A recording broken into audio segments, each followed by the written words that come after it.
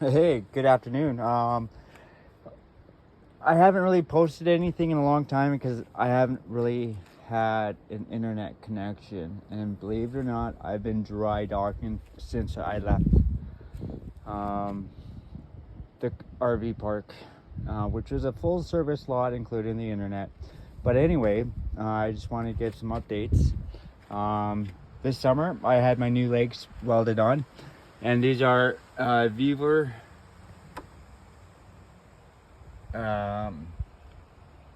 whatever. And so far, and yes, these are weldable. I had, yeah, and each leg is 8,000 pounds, so it's a little overkill, but whatever, go big or go home. So I had these welded on about 2 months ago, and yeah, and then all they did was just weld in some stock here. They used 4 pieces of stock on this side. I'm not going to show you the other side, but yeah, and all they did was they just welded it on. Held up pretty good. Main part is, if you do weld these, I've seen these legs welded on before and they're not straight. Try to make it straight. Yeah, and the welders said, like, how have the old legs even held on as well as they have? I was like, very, very questionable. And then back here, I got a couple of 7,500 pound RV stabilizer leveling scissor jacks. And again, I could only find 2 bolts, and it lined up fine. And then I just had the guys tack on the back, and you know what? Bob's your uncle. So I got that part done. So now this year, what I want to do is get the RV tack out here again. Well, not here, but to my camper when we get back into the RV park here, and take this tank, take this right here, and move it outside somewhere in here, so I can put in a bigger tank. Because don't get me wrong, a 30-pound tank will last us about 4 months, and all we have is just our propane stove, and that's fine.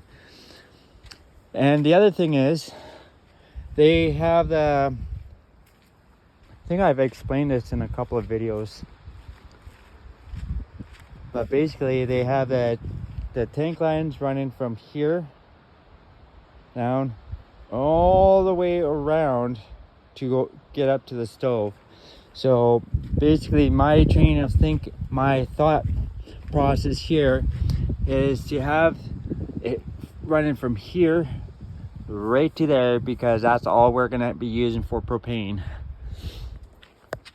And then I installed a solar panel, which is, it's only a little 80-watt solar panel.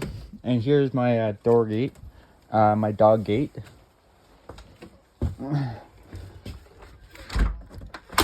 And as a fun fact, I did realize that the lights in these campers, they all run on a single chain. So basically, if you take one light out, you have to connect both positives together, and there, just like this.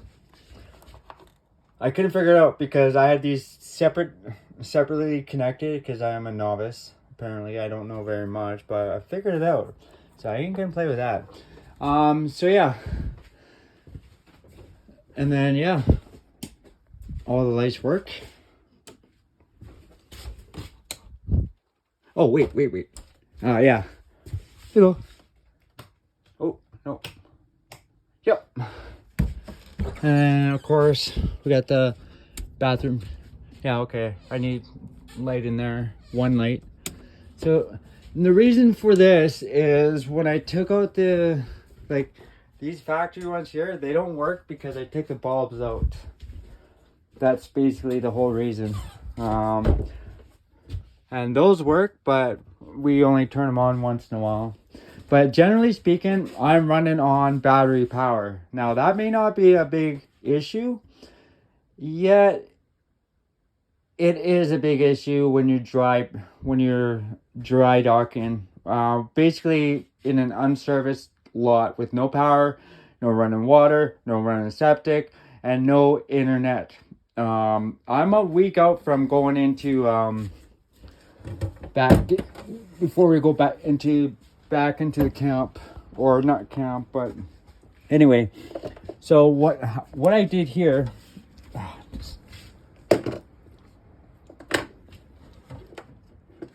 let's see if I can put something here.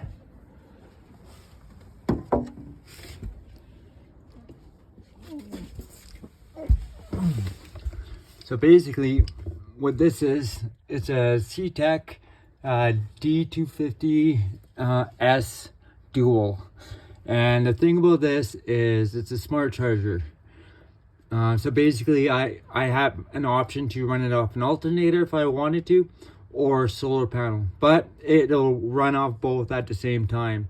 So basically what happens is when you're not running a vehicle, the solar panel will kick in and it'll top up. It's a pulse charging system, and yeah, so there you go. And it comes on and it'll still run if the generator is on, which is nice. That's only half of it. I'll explain the other half.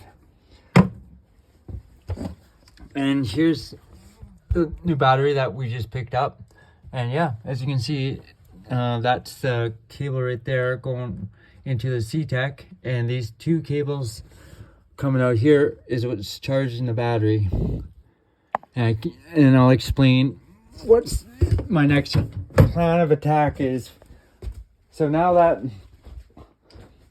and then yes, we don't have running water here. This is our only source of water here. So we're by a running creek, and basically as is, when we're out of water, I go back down to the creek and I fill up the jug and I bring it back. And the reason I can do that is because there's still fishing, and there's still fish in that river over, and I'm actually at Lion Creek Operation Campground out in Elkford area. It's halfway between Elkford and Sparwood. They say you're only supposed to be here 2 weeks, but we've been here almost 2 months. We could be here like 6 months if we wanted to, but we're just not set up for winter camping, and it gets cold. Let's just say this morning it was +3, felt like -1 this morning. It was cold. So yeah, we're definitely not prepared this year. We're gonna attempt it next year. But as for the fun fact, with these older campers, these are very useful. If you see those, pick them up. They're great for holding miscellaneous stuff. So I'm just gonna turn some lights on here. Yeah, so basically my next game of attack is to start with a flooring when we get into the camp RV park. And my game plan of attack is take out all this flooring right here. And if you've watched my older videos, you've seen me slowly do renovation, just start pulling stuff out of here, because how they design these campers is not humanly possible. Like, yeah, they're great because you take it out for a weekend, but now it's no longer a weekend journey. It's like full time. So if you do buy an older camper, and again, this is an 87 21.5 Fleetwood Lynx. It's a fifth wheel, as you can see. So it's small, but it has potential, right? And so basically what I want to explain this video here is Like, even with houses, you get cold spots. Well, in a camper, it's much, much more than just cold spots. You get cold areas. And when you're trying to warm your camper, it's important to know this. Because when I pulled this out here, the water heater, yeah, you see that little line right there? Well, that's where the old bench was. And this is where the water heater was. So with that being said, why didn't they put the water heater in the freaking corner? Or the fresh water tank in the freaking corner instead of having it right here? It stuck out to about here. Yeah. And then this bench here, as you can see, it stuck out here. So you had less than 2 feet of moving around. My wife and I could not move at the same time. One of us had to move out, and then the other one could go. And our dogs, they had no room. Like, you saw the last videos of last winter. I'm not going to go into this description, but there was like legitimately no room to live in this camper. Well, at least now with all this stuff taken out, there's actually, it's gonna be nice. It's gonna be very, very comfy. So anyway, what I wanted to say is like this right here, I think this is what they use to insulate the whole camper with. And here again, you can see it's not a very thick wall, but I do know insulation that I do use when I do construction, and it's called Rockwool. It's a little heavier, but it's a sound deadening material. Basically, I used it in the shop. I studded a wall, and I just put poly on one side, and then I put the Rockwool inside. I wired it all in, and then I put poly on the other side to keep the Rockwool from going either way, because our cats actually would jump through the wall. It was awesome. Anyway, so yeah. So as for yeah, so you got your points right here, and what I'm gonna do is I'm gonna fill this in. I'm gonna clean this up.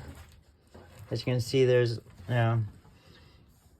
as you can see, there's a whole bunch of stuff in here, and I'm just gonna take some spray foam and just clean up these gaps. Like, look at that. That's huge. And it goes all the way down. I'm over there. So yeah, so there's quite a few cold spots. And same thing over here. And then I took the liberty of taking off the thing here. And there's another cold spot. This is why your windows will freeze up, folks. They put this gap in here. There's no insulation.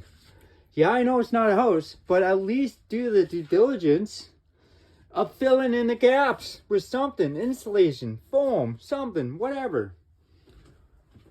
And then again, our door froze last year. And this is why. I couldn't understand why this was always freezing up. See, look. Actually, let's get it. So it's a little bit longer video, but see, look at that. It's like a 1/4 inch gap.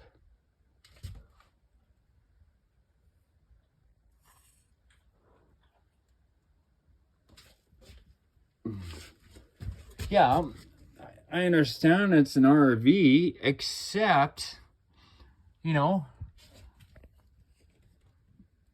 there's a huge gap. And when you walk by in the morning, you can feel a breeze. And I have another idea with this, is I'm just going to tape this shut. And like that. And then I'm going to spray foam the whole interior of this door here.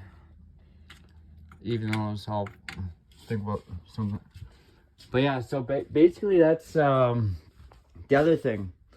I'm going to be tearing out this is going to be smaller. I think I have it planned out to be 19 inches. Bring it up a little high, a little higher.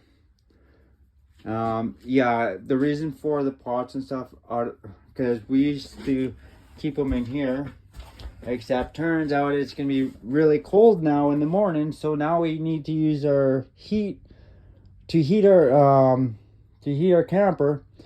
We need to use a stove, and everybody else uses. I've asked everyone here. There's probably about 9 people here, because last year we couldn't get the furnace working, so I pulled the lines, and yeah, the fridge didn't work, so I pulled that out. Yeah, so like, I don't know, is this a little overkill? Oh, and yeah, the other thing is how they build these. That's another good point I wanted to bring up. Is they actually staple these from the exterior in. So no matter how easy you want to do this, it's not going to be easy. There's probably 1, 2, 3, 4, 5, 6, at least 50 staples on the top here, and it's garbage. There's nothing left. You can't even reuse this for anything. What a waste. And of course they had screws here, and basically what they do is they build the panels, from my understanding. They'd build the panels, and then they'd put whatever they wanted over top, and then they would staple it from the exterior. No studs.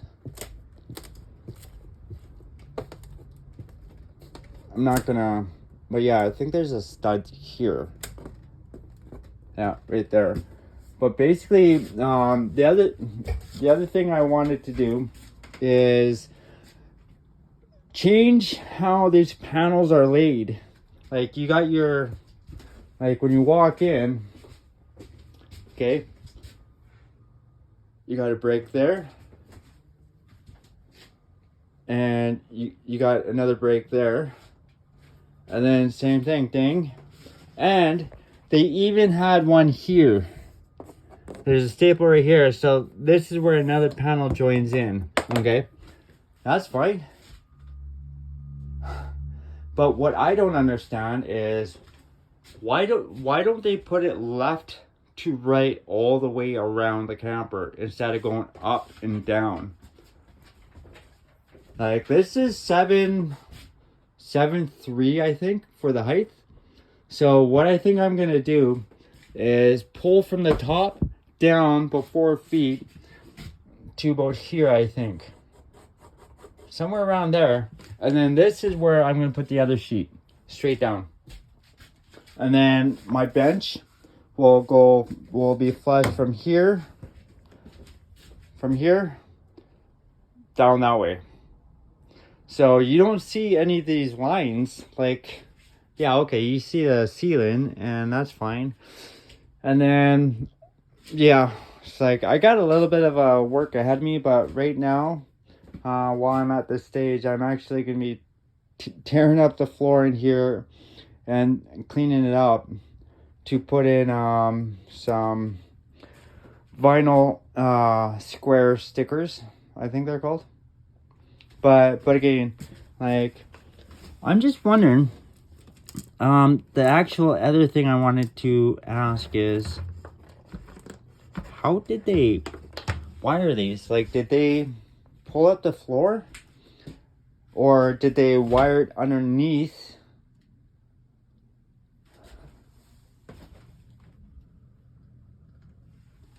But anyway, yeah, it's a little long, but yeah, I'm still plugging away, and as you can see, there's a lot more room in here.